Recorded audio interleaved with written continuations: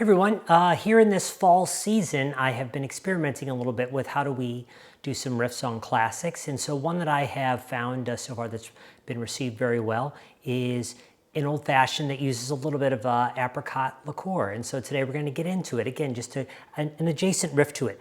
With the groups I've been working with, I have found that a nice 1/4 ounce of a rich turbinado syrup works out well. You may find you like a little less syrup or a little more, but I'm going to start with a little 1/4 ounce of this turbinado right here. Rinse that out with a little 1/2 ounce of this Joseph Cartron apricot liqueur, wonderful little product out of Burgundy, France, and then 2 ounces of my Old Forester 86. Very nice. And from there, of course, a dash or two of Angostura. Some people like to go heavier. I often find I like to underspice my cocktails, so just a couple of dashes. And from there, you can always add in when you want to.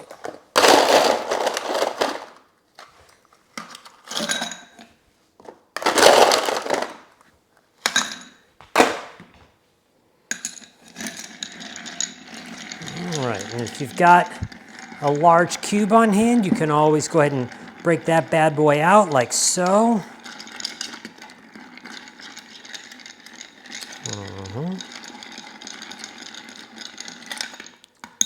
And whatever fruit you have on hand will certainly work. I also find kind of through experiments that either orange certainly pairs well.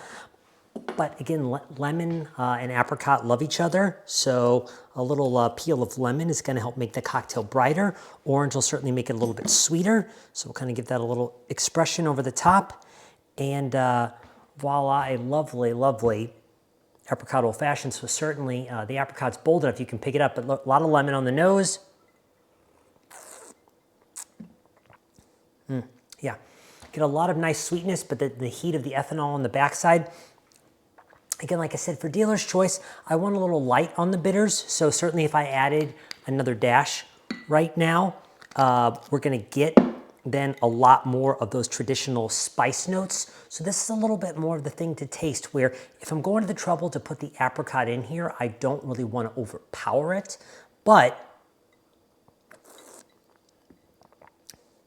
so for me, and this again is personal preference, I find that with that additional dash of bitters, I'm now getting more whiskey and spices as opposed to fruit. And so that is kind of the thing, is like when you are adding additional flavorings from something like a liqueur, you might find you want to go a little bit lower on the bitters to make sure that the fruit really pulls through. But there you go, with a single dash, the apricot's really lovely, and enjoy.